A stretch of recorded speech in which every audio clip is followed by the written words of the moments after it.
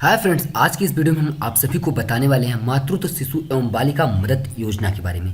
जैसा कि आप सभी को बता दें कि यहाँ पर आप सभी को मिलने वाला है, अगर लड़की हैं तो 25,000 और लड़के हैं तो 20,000। यानी कि यह शिशुओं के लिए है, छोटे बच्चों के लिए, नवजातों के लिए जो पैदा होते हैं उन सभी लोगों के लिए। लड़कियों को 25,000 मिलेगा और लड़कियों को 20,000 रुपया मिलना है। कैसे यह मिलने वाला है, इसकी क्या है पूरा प्रोसीजर, आप कैसे इसमें अप्लाई कर पाएंगे, इसी के बारे में आज हम आपको पूरी जानकारी देने वाले हैं। तो बने रहे मेरे साथ वीडियो के लास्ट तक।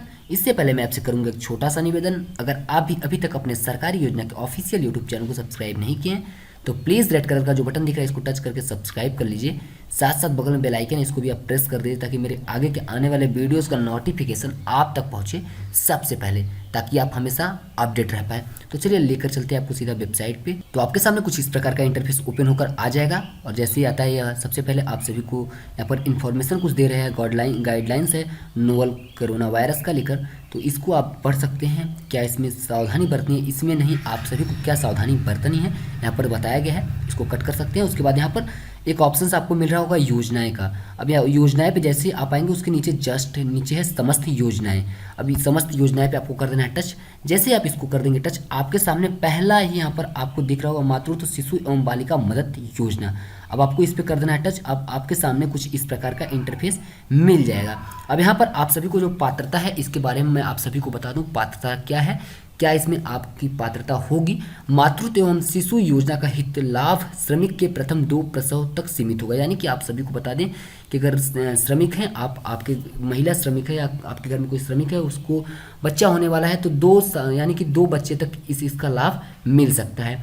पहले बच्चे में भी मिल सकता है और दूसरे बच्चे में भी आप सभी को इसका लाभ मिलने वाला है। इसके बाद नहीं मिलेगा। इसके बाद दूसरा कंडीशन यहाँ पर है मातृत्व हित लाभ महिला श्रमिक की दशा में संस्थागत प्रसव में ही देय होगा। यानी कि आप सभी को बता दें जो संस्था में पंजीकृत महिला होंगी, श्रमिक होंगी, उन्हीं को इसका लाभ मिलने वाला है।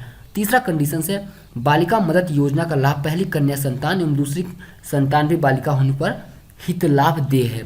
निसंतान दंपति में कानूनी रूप से गोद ली गई बालिका को भी देगा। तो आप सभी को बता दें कि पहली कन्या अगर पहली बार आप सभी को बेटी होती है तब पर भी आप सभी को इसमें लाभ मिलने वाला है और दूसरी बार भी बेटी होती है तब पर भी आप इसके लाभार्थी होंगे। इसके साथ साथ आप सभी को बता दें कि अगर कोई निसंतान श्रमिक बहन है और उनको बच्चा नहीं हो रहा है तो वह जब जो भी कानूनी रूप से गोद लिए होंगे बच्चे और बच्चियां को, तो उनको भी इसका लाभ मिलने वाला है।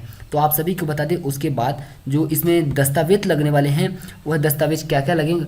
अद्यतन पंजीकरण, यानी कि आप सभी को बता दें आप सभी का जो लेबर कार्ड है वह यहाँ पर लगने वाला है। पहले कंडीशंस में बता दिया जाए तो यहाँ पर लेबर कार्ड लगने वाला है। दूसरा है राजकीय अस्पताल में संस्थागत प्रसव गर्भपात नसबंदी होने के संबंध में प्रमाण पत्र। यानी कि आप सभी को पता है जहाँ पर आप सभी का प्रसव हुआ है, बच्चा हुआ है, वहाँ से एक प्रमाण पत्र जारी होता है, वह प्रमाण पत्र भी आप सभी को लेना होगा। उसके बाद उसी से फॉर्म भरा जाएगा, वह भी जरूरी होगा।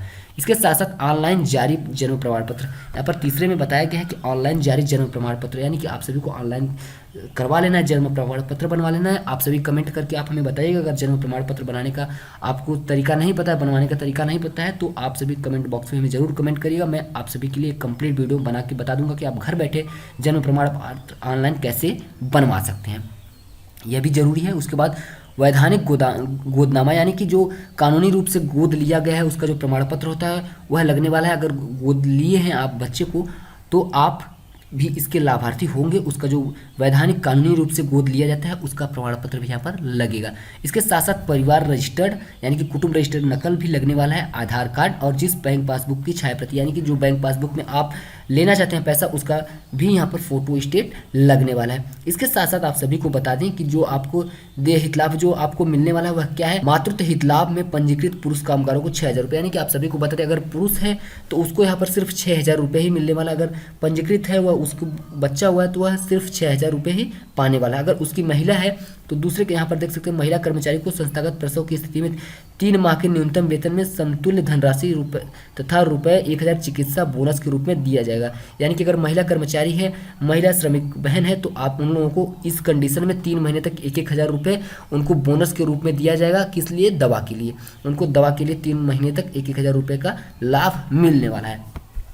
तीसरे कंडीशंस में यहाँ देखिए बताया गया है, महिला श्रमिक को गर्भपात होने की दशा में 6 सप्ताह के समतुल्य तथा नसबंदी कराने जाने के 2 सप्ताह के समतुल्य न्यूनतम वेतन, यानी कि आप सभी को 6 सप्ताह के पहले और उसके 2 सप्ताह नसबंदी कराने के 2 सप्ताह के बाद समतुल्य, उन्हीं सभी को देखते हुए आप सभी को वेतन भी दिया जाएगा। इसके साथ साथ चौथे कंडीशंस में जो दिया गया, यही आप सभी के लिए मेन मोटो जो मैंने थंबनेल में लिखा है, शिशु के पुत्र होने की दशा में एक मुश्त, यानी कि आप सभी को बता दें अगर पुत्र प्राप्ति होती है तो आप सभी को मिलने वाला है 20,000 रुपये तथा पुत्री होने पर 25,000 रुपया सरकार देने वाली है। इसके बाद पाँचवें परिवार पहली संतान बालिका होने तथा दूसरी संतान के भी बालिका होने की दशा में अथवा कानूनी रूप से गोद ली गई बालिकाओं की दशा में 25,000 रुपये की सावधिक जमा है, यानी कि 25,000 रुपया मिलने वाला है।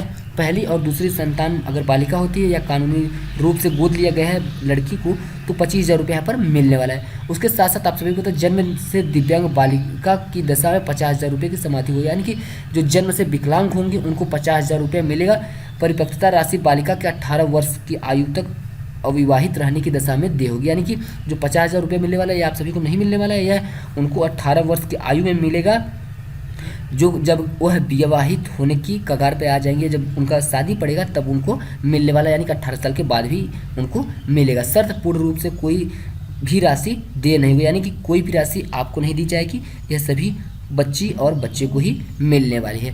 इसके साथ साथ बता दें कि आप सभी इसको ऑनलाइन अप्लाई कैसे कर पाएंगे। तो यहाँ पर सबसे ऊपर आप आ जाइएगा, यहाँ पर एक कॉर्नर में ऑप्शंस दिख रहा है नया क्या है, जैसे इस पर आप टच करेंगे आपके सामने नीचे ऑप्शंस मिल जाएगा डाउनलोड का, इस पर आपको कर देना है टच। जैसे आप इसको करेंगे टच, इसका जो ऑफलाइन फॉर्म फिलअप किया जा रहा है तो यहाँ पर देख सकते हैं योजना कॉमन एप्लीकेशन फॉर्म, इस पर कर देना है आप सभी को टच।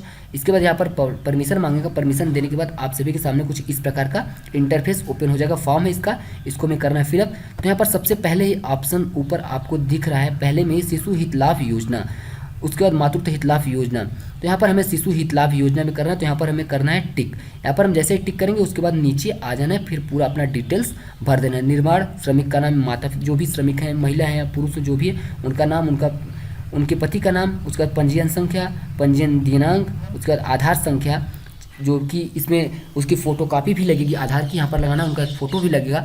श्रमिक निर्माण एवं मोबाइल नंबर, जो कि उनका मोबाइल नंबर, उसका राष्ट्रीय बैंक खाता यानी कि जो भी बैंक खाता है उसका शाखा के साथ IFSC कोड के साथ अकाउंट नंबर, वर्तमान पता और अस्थायी पता।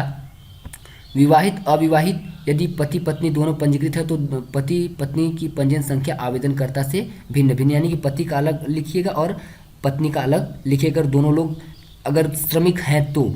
उसके बाद यहाँ पर 10वें ऑप्शन में श्रमिक पंजीयन कार्ड की छायाप्रति यानी कि फोटोकॉपी लगेगा उसका भी, जो कि आपका लेबर कार्ड है, आधार कार्ड की छायाप्रति भी लगने वाली है, बैंक पासबुक का भी छायाप्रति लगने वाला है। संबंधित योजना संबंधित आवश्यक अभिलोक सूचना, यहाँ पर जो भी सूचना है आपकी उसको डाल सकते हैं। उसके बाद घोषणा पत्र पे आप देख करके यहाँ पर साइन अंगूठा का निशान लगा सकते हैं। रसीद प्राप्ति, यहाँ पर जो भी आपका है नाम, पिता का नाम, ये सब लिख करके आप रसीद प्राप्ति कर सकते हैं। प्राप्तकर्ता के हस्ताक्षर व नाम, पदनाम, मुहर, यह आपको मिलने वाला है घोषणा वाला।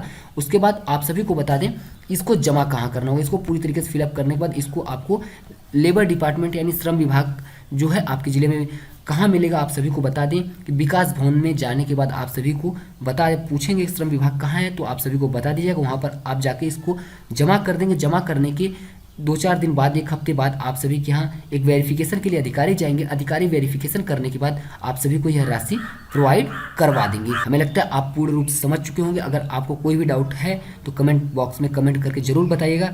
आप जैसे कमेंट करेंगे मैं उस सभी का रिप्लाई देने का प्रयास करूंगा, आप सभी को जानकारी पूर्ण देने का प्रयास करूंगा। तो उम्मीद करते हैं आपको वीडियो पसंद आई होगी। अगर वीडियो पसंद आई है तो वीडियो को लाइक करना, वीडियो को शेयर करना और चैनल को सब्सक्राइब करना बिल्कुल भी न भूलें। धन्यवाद।